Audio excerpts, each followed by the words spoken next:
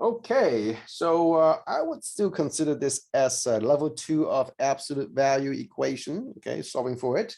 The only thing that's different is that I see on the left-hand side, you have the absolute value, and then you have a +7, which is somewhat different than what we had before.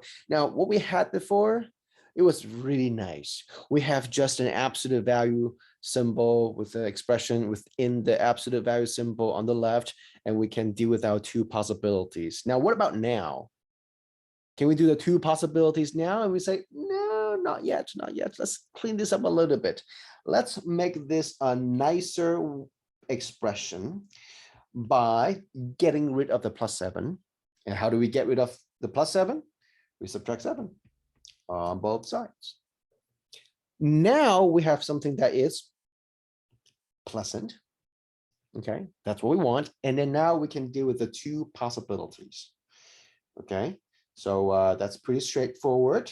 We would say, all right, so we have 3x minus 5 is equal to 13, and 3x minus 5 is equal to negative 13. Okay, so I'm gonna have a good habit if it's negative, so I'm gonna use a negative with a parentheses just to make sure that the entire right-hand side is negative. All right, so let's go ahead and deal with this. So we say 3x minus 5 is 13. So add 5 on both sides. So we have 3x equals to 18.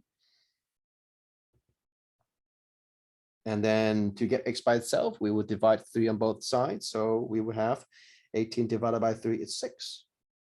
Okay. Now, what about the right-hand side? Now, don't forget the or.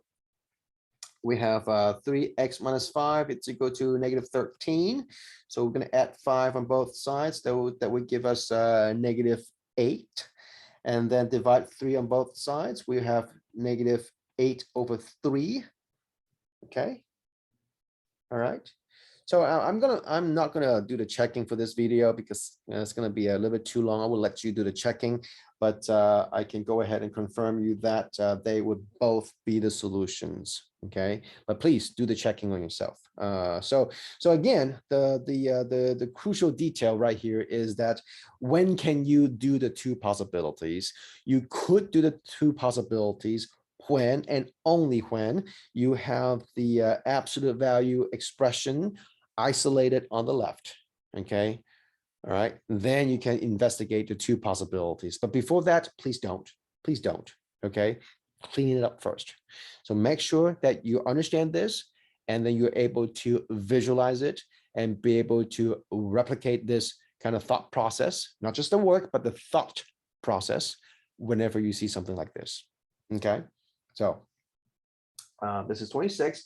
And we'll go ahead and talk about 28. And 28 is a very interesting, it's going to be a very interesting question to go over. So if you haven't done it yet, or if you kind of struggle for number 28, so let's go ahead and click to the next video and watch number 28.